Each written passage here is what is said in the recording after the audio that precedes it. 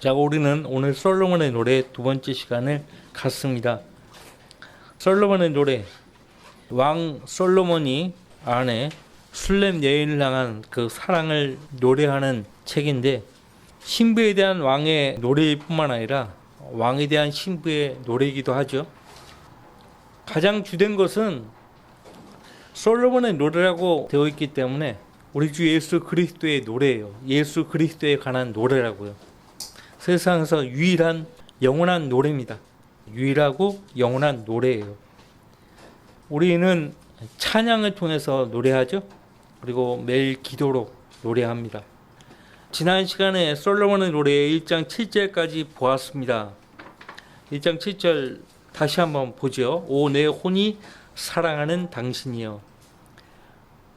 우리 지옥 갈 우리 자신이 그 지옥에서 구원 받을 수 있었던 것은 나를 사랑하셔서 자신의 몸을 내어주신 예수 그리스도 때문이죠. 그렇기 때문에 구원받은 성도라면 그 혼이 주님을 사랑하지 않을 수가 없어요. 그래서 찬양을 통해서, 기도를 통해서 내가 사랑하는 주님을 늘 노래할 수 있죠. 특권입니다. 오 내 혼이 사랑하는 당신이여, 정오에 당신의 양떼를 어디에서 먹이시며 어디에서 쉬게 하시는지 내게 말해 주소서. 당신의 양떼라고 했습니다. 우리가 이제 주님의 양떼에 속해 있어요. 하나님의 양무리 안에 있죠. 거듭나지 않은 사람들은 이 하나님의 양떼 안에 들어올 수 없어요. 비록 그가 양의 탈을 쓰고 들어온 늑대라 해도 목자는 다 알아보죠.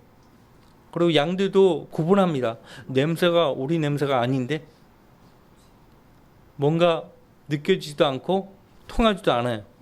대화를 해보니까 엉뚱한 얘기를 하고, 그래서 팔레스타인 지역에서 정오는 해가 정중앙에 떠 있죠. 엄청 뜨거운 때라고요. 자, 정오에 당신의 양떼를 어디에서 먹이시며 어디에서 쉬게 하시는지 내게 말해 주셔서. 목자만이 잘 알죠.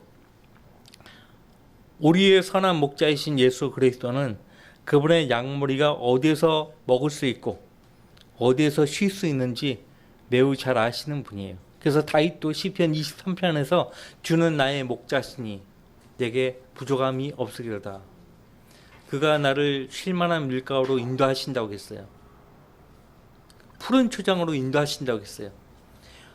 어디가 쉴만한 물가고 어디가 푸른 초장인지 주님은 다 알고 계시고, 나를 매 순간 그 쉴만한 물가로 푸른 초장으로 인도하신다고요. 자, 그 쉴만한 물가, 그 푸른 초장이 어디입니까? 성경이에요. 주의 말씀. 주의 말씀을 통해서 우리는 우리의 먹을 양식을 구할 수 있고, 또 쉴 수 있고, 가란 목을 축일 수가 있어요. 하나님의 양무리가 세상 사람들 틈에서 세상 사람들이 먹는 그 음료를 마시려고 한다든지 양식을 구하려고 한다면 구할 수 없어요. 또 먹어서도 안 돼요. 신문 잡지에서 어떤 양식을 구할 수 있어요? 없어요. 일간지, 소설책 없어요. 거듭난 속 사람은 하나님의 영의 양식, 하나님 말씀을 매일같이 얻어야 돼요. 주님이 우리의 선한 목자이기 때문에 어디에서 우리가 먹을 수 있고 어디에서 쉴 수 있는지 다 알고 있습니다. 양떼를 맡은 하위 목자들은 항상 이 술렘 여인이 솔로몬 왕에게 구하듯 내게 말해 주소서라고 항상 기도하죠. 설교자가 하나님으로부터 말씀을 받을 때 기도를 통해서 받는 거예요. 기도하지 않으면 하나님께 받을 수 없어요. 자, 어찌하여 내가 길을 벗어나 당신의 동료들의 양떼들 곁으로 가는 한 마리처럼 되어야 하리이까? 길을 벗어나. 그러니까 이 술렘 여인은 일관되게 주님이 가시는 그 길로 걷기를 원하고 주님이 계신 곳에 함께 있기를 원하는 거예요. 그 길을 벗어나고 싶지 않은 것이죠. 보세요. 신랑이 신부에게, 신부가 신랑에게, 이 화자가 자꾸 바뀌죠. 근데 대부분의 병기된 성경들은 화자가 뒤죽박죽으로 돼 있어요. 그러니까 번역에도 하나님의 영감이 절대적으로 필요하다고요. 번역에도 하나님 영감이 절대적으로 필요해요. 이게 화자가 바뀌면은 내용 전달이 안 돼요. 지금 너 여자들 중에서 가장 어여쁜 자야. 누가 누구에게 이야기하죠? 신랑이 신부에게 말하고 있죠. 너무 분명하잖아요. 너 여자들 중에서 가장 어여쁜 자야. 이런 표현들은 어떻게 고칠 수가 없어요. 자, 가장 어여쁜 자야. 빼어나다라는 표현이에요. 어여쁜. 영어로 페어. 그 앞서 술렘 여인은요. 5절 말씀에 내가 검어도 너희 예루살렘의 딸들아 케달의 장막들처럼 솔로몬의 장막들처럼 나는 아름다우니라. 본인이 본인에 대해서 아름답다라고 하는데 왜 그러냐면 신랑이신 왕이 신부인 나에게 아름답다라고 말씀하셨기 때문에 아름다운 거예요. 내가 검어도 나는 아름다우니라. 자, 파라오의 딸을 아내로 취했죠. 솔로몬 왕은. 이집트인들은 북부로 올라가면 피부 색깔이 아래 아프리카보다는 낫습니다. 색깔이. 근데 함의 자손이에요. 어차피 함의 자손인데 그래도 피부 색깔이 갈색이에요. 갈색 피부라고. 진짜 실제 모로코 사람들을 보면은 아프리카 사람 같지가 않아. 자세히 보면. 근데 이제 좀만 수단이나 이런데 카메룬, 나이지리아 이렇게 내려가면 콩고 민주공화국 이렇게 내려가면 완전히 새카매요. 이빨과 흰 눈동자만 보일 정도예요. 내가 검어도 케달의 장막들 천막 덮개로 활용할 때 염소 가죽이라든지 이런 가죽으로 덮개를 만드는데 보통 다 검해요. 케달의 장막들처럼 솔로몬의 장막들처럼 나는 아름다우니라. 내가 검어도 나는 아름답다. 왜? 나의 신랑이신 왕께서 나에게 아름답다라고 말씀하셨기 때문에. 그러니까 그분의 아내로 취한 거거든요. 자, 갈색 피부의 이집트 여인이 6절 말씀에 햇볕이 내게 내리쬐므로 내가 검게 되었다고 나를 흘겨보지 말라. 누구에게 말을 하고 있어요? 예루살렘의 딸들에게 하는 말이에요. 예루살렘의 딸들, 이스라엘 백성들을 가리켜 하는 말이죠. 솔로몬의 아내는 파로의 딸, 이방 여인 아닙니까? 신랑이신 예수 그리스도께 신부는 이방인 여인이에요. 대체적으로 다 이방인 아닙니까? 교회 시대에 구원받은 성도들이 다 이방인 아닙니까? 근데요, 요셉도 예수 그리스도를 예표하는 인물이에요. 창세기 보면 그 요셉도 이집트에서 파로의 총리로 지냈잖아요. 그리고 온의 제사장 포티페라의 딸 아스낫을 아내로 취했어요. 모세도 에티오피아 여인을 아내로 취했죠. 보아스도 함족 혈통을 지닌 모압 여인 룻을 아내로 취했죠. 신랑이신 예수 그리스도 그 아내인 이방 여인 교회를 예표한다고요. 햇볕이 내게 내리쬐므로 내가 검게 되었다고 나를 흘겨보지 말라. 왜 햇볕이 내리쬐입니까? 밖에 나가서 일을 해야 되는 거예요. 교회 시대의 성도들은 일을 해야 돼요. 그럼에도 불구하고 신랑이신 그리스도께서는 자기 아내를 보고 신부를 보고 너 여자들 중에서 가장 어여쁜 자야 그렇게 말을 한다고요. 어여쁘다, 아름답다는 말인데 이 어여쁘다 이 표현을 남자에게 해석하면 수려하다. 요셉을 보고 수려하다, 아름답다고 그렇게 표현해요. 남자도 아름다울 수가 있어요. 보통은 여자들 보고 이제 어여쁘다, 아름답다, 수려하다 그렇게 표현을 하는데 성경에서는 또 남자들의 경우 그렇게 말을 한다고요. 자, 내가 알지 못하겠거든 양떼의 발자취를 따라가 목자들의 장막들 곁에서 내 염소 새끼들을 먹이라. 내가 알지 못하겠거든. 어디를 가야 먹고 쉴 수 있는지 모르면 양떼의 발자취를 따라가라. 양떼의 발자취. 그 양떼를 누가 인도하는 거예요? 목자들. 그러니까 목자들의 장막들 곁에서 내 염소 새끼들을 먹이라. 잘 모르는 경우가 많죠. 어디 가야 하나님의 말씀을 올바로 듣고 배울 수 있는가? 어디 가야 하나님의 양떼들을 만날 수 있는가? 하나님께 먼저 기도해야 돼요. 내게 말해 주소서라고 했듯이 기도하고, 그러면 양떼의 바자치를 따라가라. 그리고 목자들의 장막대 곁에서 내 염소 새끼들을 먹이라. 이렇게 명령을 하나님으로부터 받을 수가 있어요. 매 시대마다 하나님이 세우신 그분의 종들이 있어요. 그 종들의 입을 통해서 주의 진리의 분명한 말씀들을 전하게 하시는 거예요. 그래서 하나님의 참된 양떼라면 그 하나님의 종들의 입에서 나오는 하나님의 분명한 말씀들을 듣고 그 바잘치를 따라갈 수가 있어요.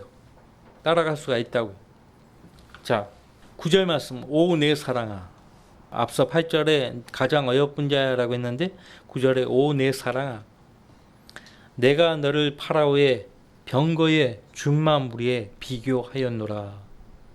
오 내 사랑아. 내가 너를 파라오의 병거의 준마무리에 비교하였노라.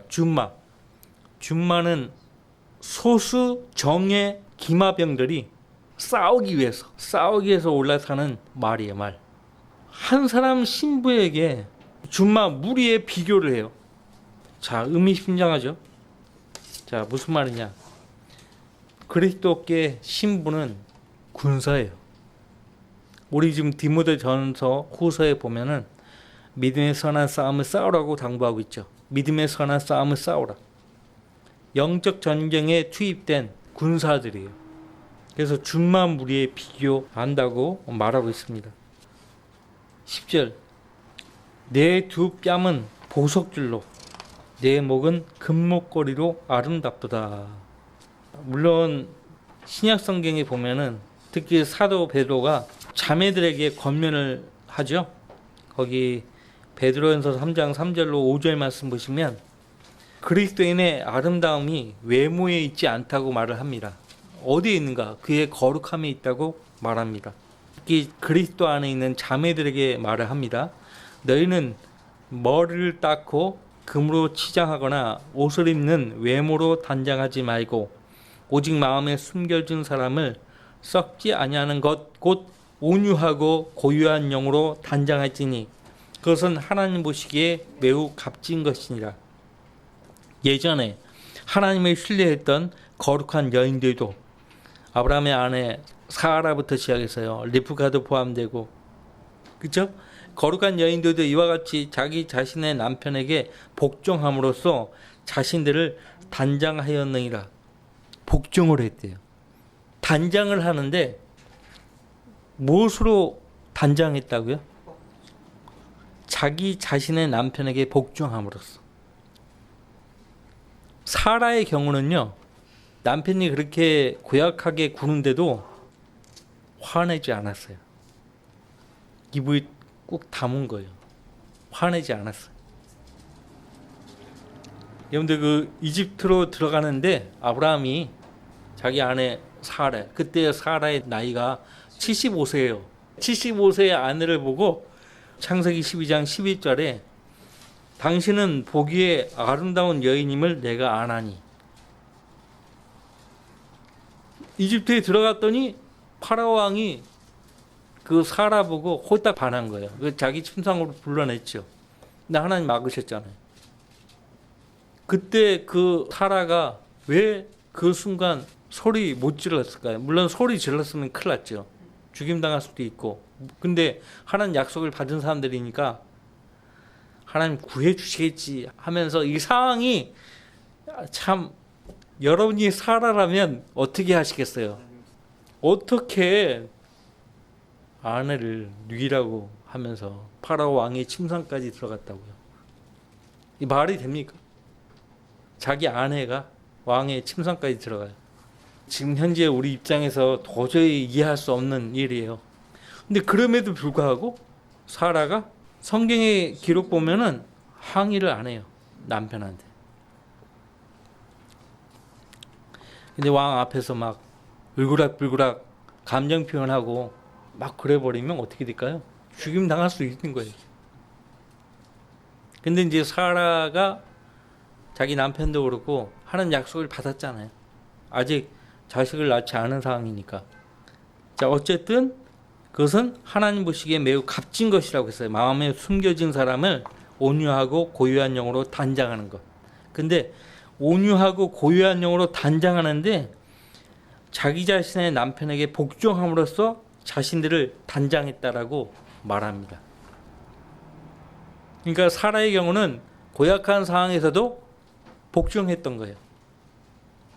내가 부당한 상황에 있다고 해도 자기 생각이나 자기 마음 감정을 그냥 누르고 그 상황을 하나님께 맡긴 거예요. 그냥 사라 입장에서는 남편에게 일단 복종했잖아요. 그럼으로써 자기를 단장했다 이거예요. 단장. 자, 이런 말씀들 수도 없이 많이 봤는데 저도 한 남편의 아내라면 참 어려운 말씀이에요. 이런 고약한 상황에서도 남편에게 복종을 해야 되나? 복종을 해야만 단장을 한다라고 그렇게 말씀하고 있고, 또 그렇게 하는 것이 하나님 보시기에 매우 값진 것이라고 말씀하고 있으니까요. 참 어렵지요. 그러니까 남편에게 매사에 복종하는 아내를 예쁘다 하지 않을 남편이 없다는 거예요. 내면의 아름다움으로 남편의 마음을 사로잡아야 합니다. 나이가 많아도 하나님 뜻에 복종하며 사는 자매라면 하나님 보실 때 매우 값지고 아름다워. 나이와 관계없어. 다시 이제 솔로몬의 노래 1장으로 돌아오셔서 10절에 내 두 뺨은 보석줄로 내 목은 금목걸이로 아름답도다. 신랑은 신부를 볼 때 신부가 어떤 옷을 거쳐도 어떤 장식을 해도 다 아름다워 보이는 거예요. 신랑의 눈에는 그 장식물보다 그 장식을 한 자기 아내가 더 돋보이는 것입니다. 자, 우리가 너를 위하여 은장식이 있는 금사슬을 만들리라. 어떤 장식을 해도 이쁘니 우리가 좀 만들어 주겠다. 신랑이 그렇게 말을 합니다. 이제 신부가 신랑에게 말을 합니다. 12절 왕이 그의 상에 앉아 계실 때 나의 감성 향후가 그 향기를 풍기는도다. 나의 감성 향후. 감성 향후 하면 성경에, 특히 신약 성경에 누가 떠올라요? 지난주에도 이야기했는데 마리아. 요한복음 거기에는 분명히 감성 향유가 나와요.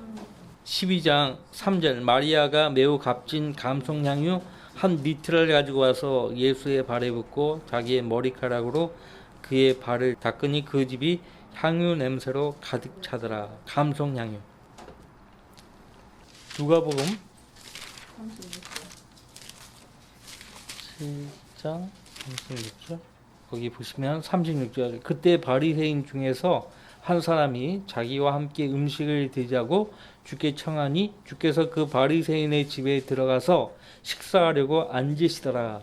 그런데 보라 그 성읍에 죄인인 한 여인이 있었는데 그녀가 예수께서 그 바리새인의 집에서 앉아 음식을 드신다는 것을 알고 향유가 든 옥합을 가지고 와서 주의 뒤로와 발 곁에 서서 울며 눈물로 주의 발을 씻기기 시작하며 자기 머리카락으로 닦아내고 또 주의 발에 입을 맞추며 향유를 붓더라. 주를 초대한 바리새인이 이 광경을 보고 속으로 말하기를 만일 이분이 선지자라면 자기를 만지는 여인이 누구이며 어떤 여인인가를 알았으리라. 이는 그 여인이 죄인이기 때문이라고 하더라. 예수께서 그에게 대답하여 말씀하시기를 시몬아 내가 너에게 할 말이 있노라고 하니 그가 말하기를 선생님 말씀하소서라고 하더라. 빛을 주는 어떤 사람에게 빚진 자 둘이 있었는데 한 사람은 500데나리온을 꾸었고 또 다른 사람은 50데나리온을 꾸었더라. 그러나 그들이 갚을 것이 없으므로 그가 둘 다 탕감해 주었더라. 그러므로 그들 중 누가 그를 더 사랑하겠는가 내게 말하라고 하시니 시몬이 대답하여 말하기를 내 생각에는 더 많이 탕감받은 그 사람이니이다 라고 하니 그에게 말씀하시기를 내가 옳게 판단하였도다 라고 하시더라. 그때 주께서 그 여인을 돌아보시며 시몬에게 말씀하시기를 내가 이 여인을 보느냐 내가 너의 집에 들어올 때 너는 나에게 발 씻을 물도 주지 아니하였으나 이 여인은 눈물로 내 발을 씻고 자기 머리카락으로 닦아내었느니라. 너는 나에게 입맞추지 아니하였으나 이 여인은 내가 들어올 때부터 내 발에 입맞추는 것을 쉬지 아니하였느니라. 너는 내 머리에 기름도 붓지 아니하였으나 이 여인은 내 발에 향유를 부었느니라. 같이 읽어봐요. 그러므로 내가 너에게 말하노니 그 여인의 많은 죄들이 용서받았느니라. 이는 그 여인이 많이 사랑함이라. 그러나 적게 용서함을 받은 자는 사랑도 적게 하느니라고 하시며, 또 그 여인에게 말씀하시기를 내 죄들이 용서되었노라고 하시더라. 자기가 얼마나 큰 죄인인가를 이 여인은 알았어요. 바리새인은 그러니까 스스로 의롭다 하기 때문에 결코 예수님을 구주로 만날 수가 없었죠. 이 여인은 예수님이 누구인지 정확하게 알아본 여인이에요. 눈물로 발을 씻고 머리카락으로 닦아낸 거예요. 원래 이 유대 지역에서 누군가 집 안으로 초대받아 들어가면은 문 밖에 돌 항아리에 물이 이렇게 많이 받쳐져 있거든요. 그러면 물을 떠가지고 씻어야 돼요. 손발에 씻어야 돼요. 근데 지금 바리새인은 예수님을 초대해놓고 발 씻을 물도 안 준 거예요. 고약하죠. 바리새인은 그냥 예수님 초대한 목적이 어디에 있는 거예요? 시험할 목적이 있어. 항상 바리새인들은 예수님을 시험할 목적으로 초대해요. 감송향유가 나오고 그 다음에 그 14절에 엔게디 포도원에 있는 캠퍼 송이로다 라고 되어 있는데요. 캠퍼가 모략의 주 원료예요. 모략의 주 원료고 이 향기가 얼마나 강하면 2km까지 퍼진다고 하더라고요. 봄에서 여름으로 이렇게 넘어가면은 야산에 그 아카시아 꽃이 막 만발하잖아요. 라벤더 향도 그렇고. 그러면 바람을 타고 그 향이 얼마나 멀리 퍼집니까? 그렇듯 이 캠퍼송이의 캠퍼가요. 꽃이 보기에는 좀 아름답게 생기지 않았어요. 근데 향기가 굉장히 강해요. 그래서 모략의 원료로 쓴다고요. 모략이 뭐예요? 사람 시체 염할 때 냄새 안 나도록 하기 위해서 시체 관에다가 그 모략을 집어넣거든요. 모략의 주 원료가 캠퍼예요. 캠퍼. 이 캠퍼가 나오고 방금 읽었던 감성향유가 나오는데, 지난주에도 우리가 고린도후서 말씀을 인용했었어요. 생명의 향기, 그리스도를 알게 하는 지식의 향기, 생명의 향기. 우리 주님이 나에게서 그 향기를 맡기를 원하시는 거예요. 왕이 그의 상에 앉아 계실 때 나의 감성향유가 그 향기를 풍기는도다. 나의 지극히 사랑하는 이는 내게 모략다발이니 그가 온 밤을 내 가슴 사이에 누우리라. 모략다발. 향기나는 그것을 주머니에다가 집어넣고 목걸이처럼 여기다가 걸고 다녀요. 그러면 이제 그 모략다발에서 향기다발에서 향기가 풍겨나는 거예요. 그래서 그가 온 밤을 내 가슴 사이에 누우리라. 나의 사랑하는 이는 내게 엔게디 포도원에 있는 캠퍼 송이로다. 엔게디가 유명한 곳이죠. 여러분들 그 사무엘 상하의 기록을 보면 다윗이 사울왕을 피해서 엔게디의 굴에 숨죠. 엔게디는 광야입니다. 그리고 지금 엔게디 지역에 가면 그 옆에 사해가 있어요. 사해가 근처에 있는 광야인데 이 광야 안에 오아시스가 있어요. 광야인데 광야 안에 오아시스가 있단 말이에요. 지금도 거기 가면은 온갖 짐승들이 거기에 다 몰려 있고요. 거기에 폭포가 흐르고 물이 이렇게 쫙 광야 한가운데 이렇게 흐른단 말이에요. 그 엔게디 포도원에 있는 캠퍼 송이로다. 나의 사랑하는 이가요. 캠퍼 송이에 비유하고 있어요. 캠퍼가 뭐라고 했어요? 모략의 주 원료가 되는 향, 열매를 맺는 꽃이에요. 근데 그 향이 굉장히 강하다고 해요. 신부가 신랑에게 나의 사랑하는 이는 내게 엔게디 포도원에 있는 캠퍼송이라고 그렇게 말하고 있어요. 이제 신랑이 신부를 향해서 말합니다. 15절 보라 나의 사랑아 너는 어여쁘고 보라 너는 어여쁘도다. 너는 비디기의 눈을 가졌도다. 신랑도 비디기의 눈을 가졌다라고 했어요. 근데 신랑이 신부에게도 비디기의 눈을 가졌다고 그렇게 말을 하고 있어요. 여러분들 부부는 일심동체 아닙니까? 신기하게도 부부가 오래 살면 오래 살수록 생김새가 서로 닮아요. 정말 나는 너무 신기하더라고. 부부가 이 얼굴이 생김새가 이렇게 닮을 수가 있죠? 자, 신랑도 비디기의 눈을 가졌다고 했고 여기 15절 말씀에도 신부도 비디기의 눈을 가졌다고 했어요. 비디기는 한 번에 이렇게 한 방향만 이렇게 쳐다본다고. 그러니까 일편단심, 누구를 향해 눈길을 줘야 하는 거예요. 신랑을 향해서만 눈길을 줘야 되는 거예요. 그래서 너는 비디기의 눈을 가졌도다 말씀하고 있고, 신랑도 우리 주님도 신부인 우리를 향해서만 눈길을 주십니다. 이것이 순수함이라고요. 여러분들도 비디기의 눈을 가진 거예요. 비디기처럼 순수하라고 했죠. 순수하라. 순수하다는 얘기는 가르쳐 준 대로, 알려준 대로 그 외에는 베개 가는 거예요. 어린아이들이 그렇잖아요. 그죠? 자, 16절. 이제 신부가 신랑을 향해서 말합니다. 보소서 나의 사랑하는 이여, 당신은 아름다우시며 참으로 사랑스러우시니 우리의 침상도 푸르나이다. 자, 신부도 신랑에게 아름답다라고 그렇게 말을 합니다. 아름답다. 참으로 사랑스러우시니, 보통 아내가 남편한테 당신 아름다워, 사랑스러워 이렇게 표현 안 하는데, 신부는 신랑이신 예수님을 향해서 아름답다라고 말할 수 있어야 되고 참으로 사랑스럽다고 말할 수 있어야 돼요. 자, 17절. 우리 집의 들보들은 백향목이요 우리의 석가래들은 전나무로다. 실제 역사적으로 솔로몬이 자기 아내를 위해서 궁을 짓는데, 집을 짓는데 13년이나 걸렸어요. 주를 위해서는 7년간 쓰고 자기 아내를 위해서 13년을 쓴 거예요. 그만큼 아내에 대한 마음이 아주 가득했던 거죠. 백향목과 전나무로 그렇게 집을 만들었어요. 우리 열왕기상의 기록을 보면 알잖아요. 그죠?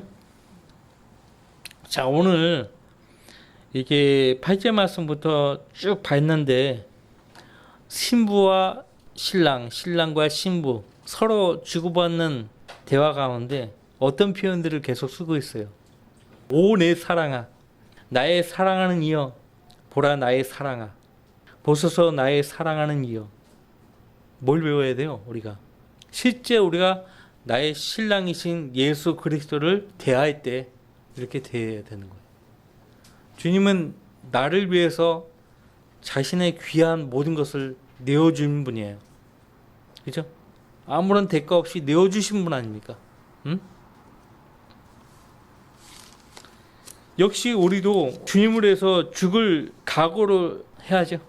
여러분들 주님을 위해서 죽을 각오가 더 있어요? 나를 위해서 예수님 죽었으니까 나 역시 주님을 위해서 죽을 각오가 돼 있어야죠. 그죠? 앞서간 우리 믿음의 선배들 보세요. 주님을 위해서 기꺼이 자기 생명을 아끼지 않고 내어줬어요. 기꺼이.